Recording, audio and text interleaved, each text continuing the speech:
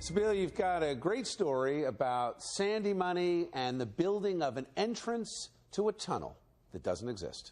What do you got?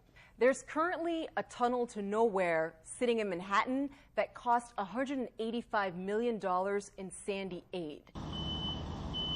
I chased it to Manhattan, to this tunnel to nowhere. So I went there with Joe Clift, who's a railroad advocate. He used to be a strategic planner for Long Island Railroad. So we walked up to this area called Hudson Yards, and we saw this tunnel box, and right on top of it are all these workers who were working on it.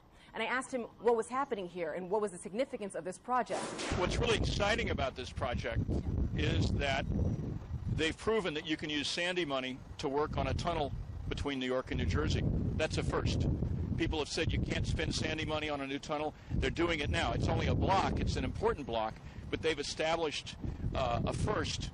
And so there can be more Sandy money spent, more resiliency money spent on extending this tunnel to New Jersey. And I think that's really a valuable accomplishment. This tunnel box, although it leads to nowhere, is part of a greater gateway project that Amtrak would be doing that would, if they get the funding, lead to doubling the capacity of trains from New York to New Jersey.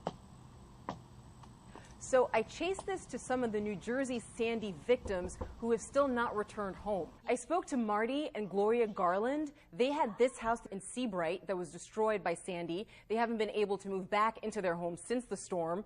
You can see it's damaged, the front of the house. There was even a boat that ended up right in front of the house. So that's the condition their house has been since Sandy. And they've gotten about $100,000 in aid, but they need about $300,000. Is it enough? Was it easy to get? Kind of what was that process like? The process was torture, was excruciating, slow, time-consuming, dysfunctional, disjointed at times. How slow? Well, here we are 22-plus months out, and we're still not home. It's certainly a large disappointment, and but not surprised because of the mismanagement and the political nonsense that's been going on ever since day one. The reason it qualifies for Sandy money is because those other two tunnels both flooded during Hurricane Sandy. This one is going to be flood resistant.